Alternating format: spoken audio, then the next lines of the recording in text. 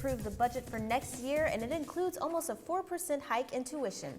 That's more than $1,000 per student that will be put toward financial aid. The new faculty as David Hodges found out, and some of the lowest paid staff at Elon.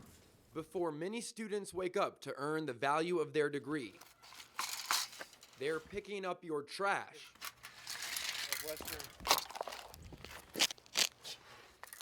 Maybe your football, or even your wallet. Should be happy to get that back. Every morning, James Moore, a landscaper for Physical Plant, picks up after his Elon family. Every year, he gets a raise. But the budget passed for the next school year will lead to an even bigger one. I know it's a little bit more than what they've done in the past. For Moore, that raise is about the future and finding a new home with his wife. Well, I rent my house now, so I'd probably look more seriously at buying a home, probably, if we were to get some more money. A new raise helping pay for a new home might calm his nerves about starting a new family. Our house now is just 2-bedroom, 1 bath. We'd like to have some kids in the future, so just get a good, house nailed down pretty good before we start having kids and everything. The students at Elon who will pay $1,000 more for tuition next year may not see where that money is going, but that's because they're still asleep. David Hodges, Phoenix14 News. Physical Plant employees will receive anywhere from a 2% to a 7.5% salary increase depending on their current salary. In many stores, the name brand costs more than the generic, but in some stores, this isn't the case. Julie Morse has ways to save at the register in this week's College Consumer. With the economic recession, many products are becoming more expensive. And according to the Wall Street Journal, grocery store brand prices rose by 12% in the last year. That's 4% more than name brands. So instead of just grabbing the generic, take a look at the price per ounce located on the shelf tag. Whichever product has a lower price per ounce is actually the best deal. Here are some specific store brand products that cost more than a name brand. Target's brand Archer Farms roasted almonds cost more than the almonds from Planters, a well-known brand. Another item is the all-purpose flour at Harris Teeter. It costs 40 cents more per ounce than the identical Pillsbury product. And there's a few other ways to save when you go to the grocery store. Don't go to the store hungry. Being hungry will cause you to grab food that looks good, but you normally wouldn't want. And you'll end up buying more than you need. Don't be fooled by the 3 for $10 or 2 for $5 deals. You don't always have to buy the exact number in order to get the discount. Make sure you read the rules in the sale sign.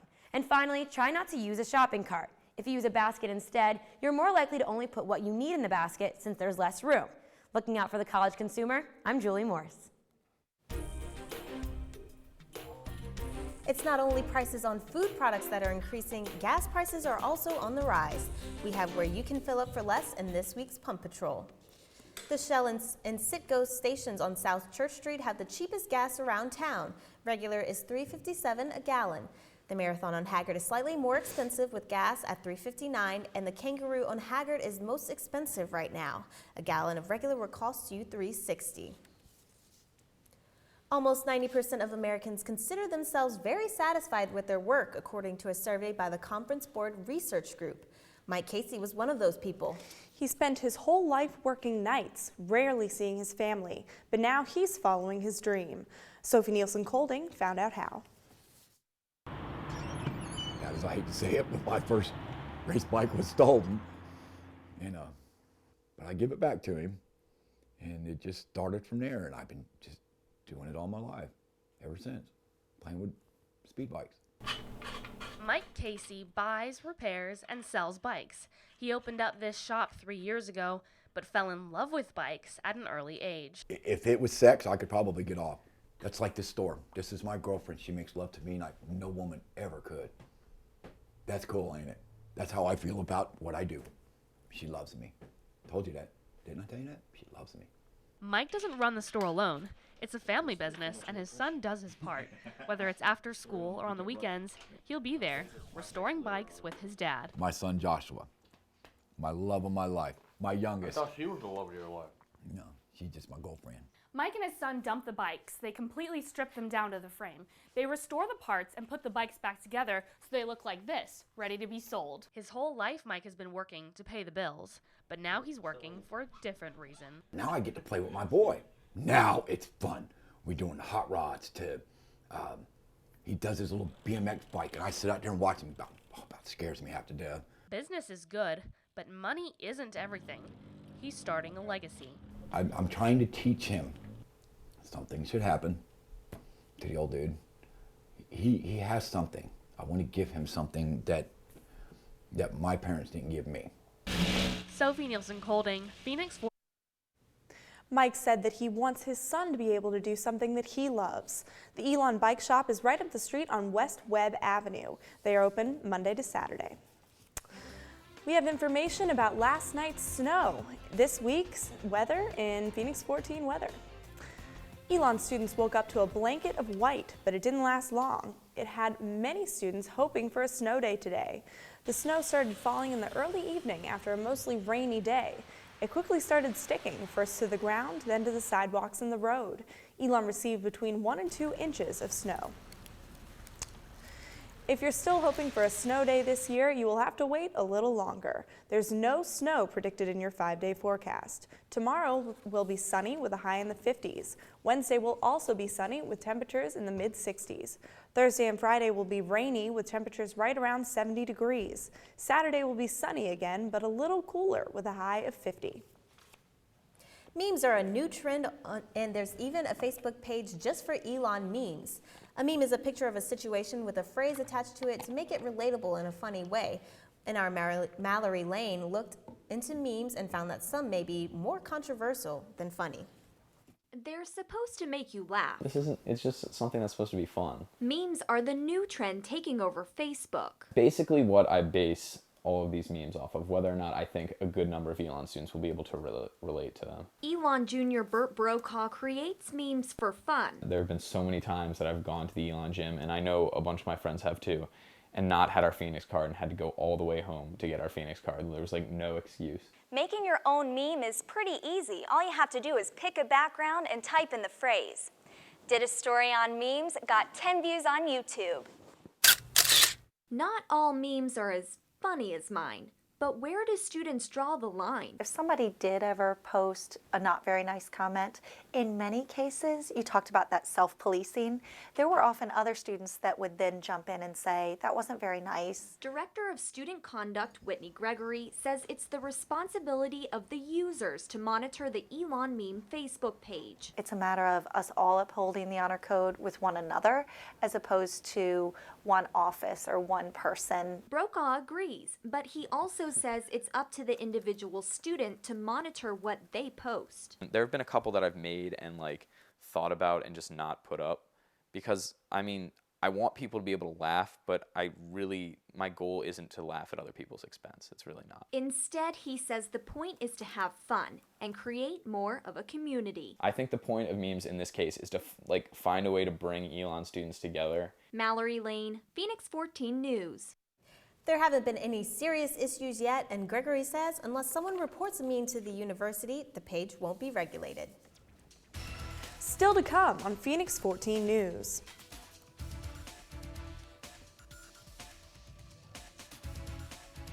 The date and performers for Sub Spring Show are set, but one question many people still have is how are those performers selected?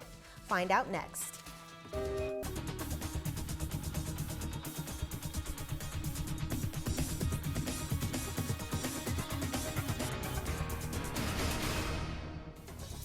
When Sub Spring Show was announced, some students were underwhelmed by the performers. Grace Sweeney talked to Sub to find out how they chose this year's artists. This year's Spring Show announcement was met with mixed reactions. Some were excited, others were disappointed with rapper Mac Miller and mashup artist White Panda. Senior Jenna Thrash is Sub's music chair. She says she tried to listen to what students wanted. Mac Miller was the top choice that was available. Thrash explains there are 3 factors that determine the lineup: interest, availability, and cost. And we just sorted like top to bottom who's been requested the most. And from there, we looked at pricing and availability. Main Stage Production lists the cost of popular performers. Here's who else could have been available. For around $4,000, you can have Flo Rida perform. Tayo Cruz is about $50,000, and indie artist Matt and Kim will play for $35,000. Mac Miller set sub back about $50,000 and White Panda was $15,000. And Mac Miller may have been the #1 top requested artist on the survey, but only 20% of Elon students actually filled it out. And we would have loved to have everybody at Elon take the survey. That would have been the best. But we did have over 1,000 responses. While she's excited for the show, we can't please everybody. We try to please as many people as possible. Grace Sweeney, Phoenix14 News. If you want to see Mac Miller and White Panda in concert, you can buy tickets online at elonsub.org or in Mosley for $20 until the day of the show. The show is March 30th, and day of tickets are $25. Elon students had a chance to be extras in the independent movie Find a Way, produced by Elon alum Cornelius Muller. The movie is faith-based and focuses on the life of Williams High School football player Harry Cohn, who died last August after an accidental pain medication overdose. Several locations around Elon have been used in scenes for the movie, including the restaurant on skids on West Haggard Avenue.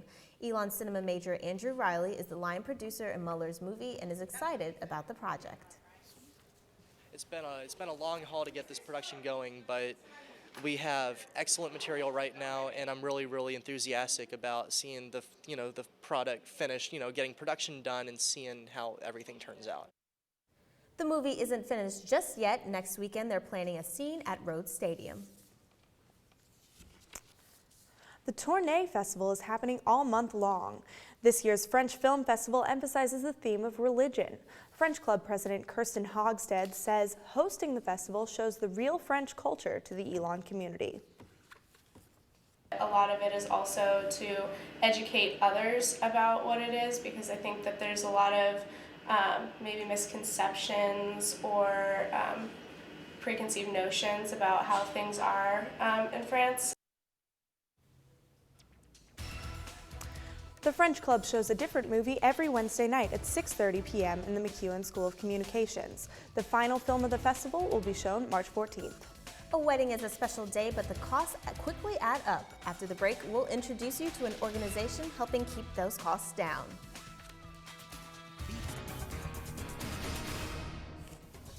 Last week, we celebrated Valentine's Day, but one local church is continuing the celebration by giving back to their community in a unique way. Katie O'Brien has more. When you factor in the clothes, the venue, the food, the flowers, the photographer, and the cake, one special day becomes very expensive. According to a survey by the wedding website TheKnot.com, the average U.S. wedding costs more than $27,000. Normally, a walk down this aisle will cost you about $300, double that for the reception, but this week it's free. The members of Burlington First Wesleyan Church have been busy offering a week of free weddings. It just seemed to be a perfect combination of a way to serve the community, particularly with the economy the way it is. Keith and Stephanie O'Donnell are newlyweds. They were the 10th wedding of the week. So we were ready. We'd already planned our other wedding. This come up made it easier. With their wedding originally set for April, the couple had to cut a few corners. I did most of my invites on Facebook to all my friends.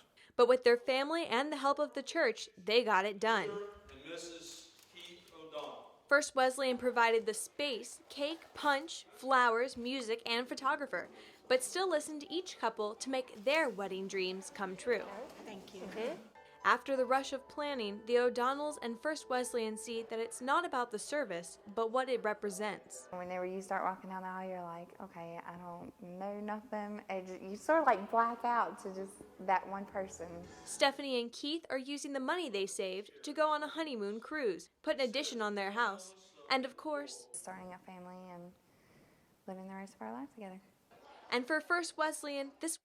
Sorry for the technical difficulties. We'll try to get that back. But First Wesleyan Church performed a total of 11 weddings this week. After they catch their breath, they'll discuss if they'll do it again next year. There's always a first time for everything. That's true for 2 African-American students. On Saturday, the Elon Black Alumni Network inducted current sophomore Janelle Bennett and 2011 grad Jasmine Spencer, who worked for our staff during her time at Elon. The group recognized Spencer for anchoring the year Phoenix14 news team won its first collegiate Emmy in 2011 and honored Bennett as the first recipient of the Elon Black Alumni Network Scholarship. We spoke to Bennett, who said what the award means to her. it is such an honor to even consider being on that wall with so many people who have done some major things on this campus. And I mean, it's just, it means the world to me, like, for lack of a better expression. The two join other firsts like Eugene Perry, the first black graduate of Elon in 1969, and Tanya Taylor, the first black female to serve as editor-in-chief of the Pendulum in 1994. A new statewide award was named in honor of Elon's president, Leo Lambert. The Leo M. Lambert Engaged Leader Award, created by North Carolina Campus Compact, honors Lambert's work as president since his start in 1999. He is recognized for his strong commitment to engaged teaching and learning and has received national recognition for campus community involvement. The award is given to a North Carolina college president or chancellor each year. This year's recipient was UNCG Chancellor Linda Brady. That's all the news we have for this week's Phoenix 14 News. For news throughout the week, like us on Facebook, follow us on Twitter, or check out our website, phoenix14news.wordpress.com. I'm Nicole Chadwick. And I'm Addie Haney. Happy President's Day, Elon.